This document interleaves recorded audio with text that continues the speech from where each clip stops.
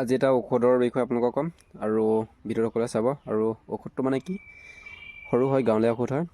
আৰু আপোনালোকে যদি আপোনালোকৰ এক্সিডেণ্ট হয়, এক্সিডেণ্ট হোৱাৰ পিছত যদি তেনেকৈ চিলনি খোলা হয়, যদি চিলনি পৰে, চিলনি চিলনি খোলাৰ পিছত এইটো ঔষধ আপোনালোকে মানে প্ৰয়োজন কৰিব পাৰে। আৰু তেতিয়া এক্সিডেণ্ট হোৱা ঠাইখিনি বা যোনখিনি ঘাঁ থাকে তেতিয়া জল্দি ভাল হ'ব, ঘৰতে থাকি ভাল হ'ব। আৰু ভিডিঅ'টো শেষলৈকে চাব। দেৰি নকৰি চাই লওক কিনো ঔষধ এইটো। এইফালে মোৰ হাতত চাব পাৰে গুৰি, এইখিনি ক'লা ক'লা চাগে দেখিছে ন প্লেট। ইয়াত আছে গুৰি চাল, যিসকলে চিনি পায় গুৰি চাল আৰু নাৰিকল তেল আছে।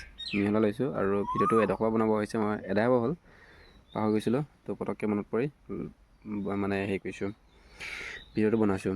আৰু এইফালে চাব পাৰে হাতত লাগি আছে, এতিয়া প্ৰায় এদাই হ'ব হ'ল। এইটো এটা ঔষধ হয়, গাঁৱলীয়া দৰৱ বুলি ক'ব লাগিব।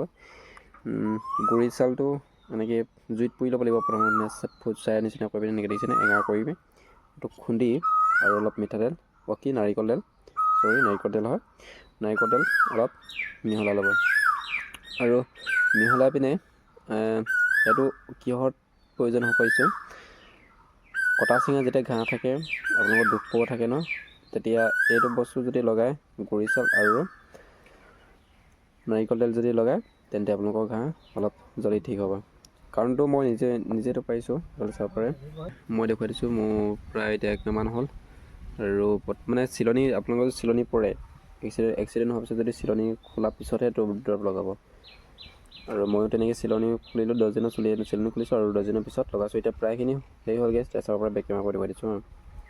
চাব পাৰে আগতেতো চাবলৈ অৱস্থা নাছিল, বহুত ডাঙৰ আছিল। আৰু নেক্সট এইডোখৰ শুকালকৈ চাব পাৰে, গুৰি চাল এইফালে দেখিছে ন, ক'লা ক'লা হৈ থাকে, এইবোৰ ভাল হ'লগৈ। এইটো প্ৰমাণিত হয়। এনেকৈ আপোনালোকে গুৰি চাল আৰু নাৰিকল তেল মিহলাই পিনে মিক্স কৰি খুন্দি পিনে তাৰপিছত এনেকৈ লগাই দিব আৰু থৈ দিব। ভিডিঅ'টো যিমান পাৰে শ্বেয়াৰ কৰি দিব, যাতে আন এজনৰ উপকৃত হয়।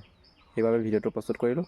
আৰু এটা সুন্দৰ কমেণ্ট কৰি যাব ভিডিঅ'টো চাই কেনেকুৱা পালে, আৰু ছাবস্ক্ৰাইব কৰি দিব মোৰ নানা ধৰণৰ ভিডিঅ'বোৰ পাই থাকিবলৈ।